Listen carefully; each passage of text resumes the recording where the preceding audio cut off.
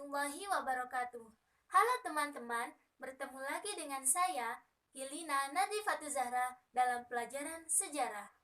Nah, di sesi kali ini kita akan membahas bab 1 mengenai perjuangan menghadapi ancaman disintegrasi bangsa. Adapun konflik dan pergolakan yang berkaitan dengan ideologi, salah satunya adalah pemberontakan PKI Madiun pada tahun 1948. Dan yang menjadi tokoh pemberontakan PKI Madiun adalah Amir Syarifuddin dan Musso. Selain Partai Nasional Indonesia atau PNI, PKI merupakan partai politik pertama yang didirikan sesudah proklamasi. Meski demikian, PKI bukanlah partai baru karena telah ada sejak zaman pergerakan nasional sebelum dibekukan oleh pemerintah Hindia Belanda akibat memberontak pada tahun 1926. Sejak merdeka sampai awal tahun 1948, PKI masih mendukung pemerintah yang kebetulan memang masih dikuasai golongan kiri. Ada beberapa hal yang melatar belakangi terjadinya peristiwa pemberontakan PKI Madiun. Antara lain, yang pertama, kejatuhan Kabinet Amir Syarifuddin dan pembentukan Front Demokrasi Rakyat. Yang kedua, kritik terhadap kebijakan Kabinet Hatta. Dan yang terakhir, kedatangan Musso dari Uni Soviet yang membawa ideologi komunis. Yang mana ketiga hal tersebut memiliki korelasi yang sangat erat, yakni dimulai dengan kejatuhan Kabinet Amir Syarifuddin yang diakibatkan penandatanganan perjanjian Renville oleh Amir Syarifuddin sebagai Perdana Menteri Indonesia. Amir Syarifuddin dianggap bertanggung jawab atas kerugian Indonesia. Sebagai info, perjanjian Renville dianggap terlalu menguntungkan Belanda sehingga menyebabkan wilayah kekuasaan Indonesia menjadi sempit. Kemudian, pengosongan kantong-kantong gerilya yang melemahkan semangat perjuangan Indonesia. Selanjutnya adalah pembentukan Front Demokrasi Rakyat. Setelah menandatangani perundingan Renville yang ternyata merugikan Indonesia, maka Amir Syarifuddin dicopot dari posisinya sebagai Perdana Menteri Indonesia. Akibatnya, Amir Syarifuddin berubah menjadi pihak oposisi kebijakan pemerintah. Yang kemudian, untuk menguatkan sikap oposisinya, Amir Syarifuddin membentuk Front Demokrasi Rakyat atau FDR pada bulan Februari 1948 dan FDR berhaluan sosialis. FDR didukung organisasi-organisasi komunis dan sosialis seperti PSI, PKI, dan SOPSI. Nah, kemudian tujuan FDR antara lain menuntut pembubaran Kabinet Hatta, dan yang kedua melakukan pemogokan umum.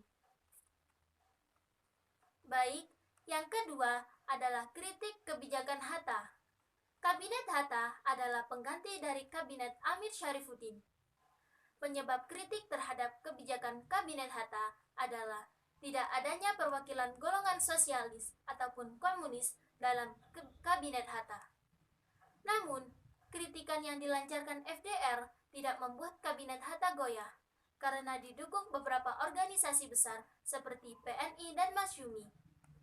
Pelaksanaan perjanjian Renville, yang ironisnya, Amir Syarifuddin yang menandatangani perjanjian tersebut, justru dia sendiri yang tidak setuju dengan pelaksanaannya.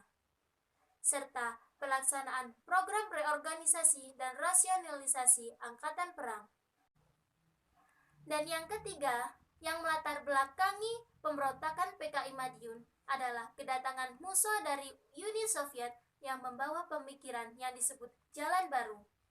Musso merupakan tokoh komunis Indonesia yang pernah terlibat dalam pemberontakan PKI tahun 1926. Selanjutnya, yang akan kita bahas adalah aksi-aksi pemberontakan PKI Madiun yang antara lain melancarkan propaganda anti pemerintah, mengadakan demonstrasi serta pemogokan buruh dan petani, serta melakukan pembunuhan terhadap tokoh-tokoh anti-komunis, pejabat, juga kaum santri.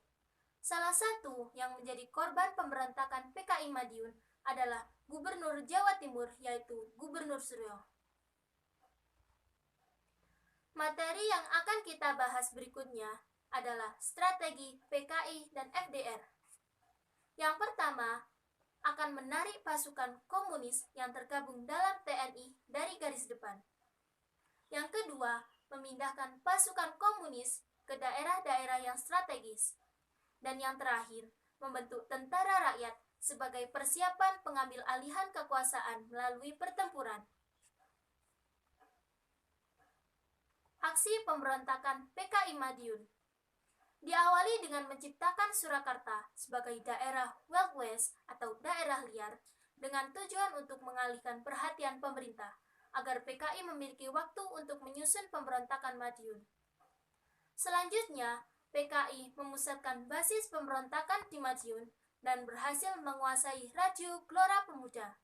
Dan pada tanggal 18 September 1948, di Madiun, musuh mengumumkan berdirinya negara Soviet Indonesia.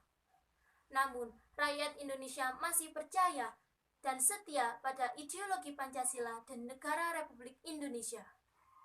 Hal ini dibuktikan dengan berhasil ditumpasnya pemberontakan PKI Madiun yang diawali dari keberhasilan Kolonel Gatot Subroto dalam mengamankan wilayah Surakarta dan sekitarnya. Nah, setelah Surakarta dan sekitarnya diamankan, maka dilanjutkan dengan penyerangan Madiun yang dipimpin Kolonel Sadikin dan Kolonel Sungkono.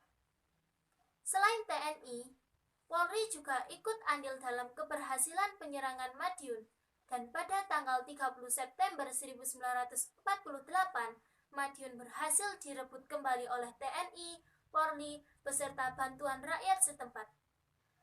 Dalam pelariannya, musuh tewas tertembak di Ponorogo dan Amir Syarifuddin tertangkap di Purwodadi. Bagaimana teman-teman?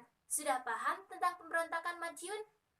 Pada tahun 1948, tetap semangat belajar. Sampai jumpa. Salam pelajar berprestasi. Wassalamualaikum warahmatullahi wabarakatuh.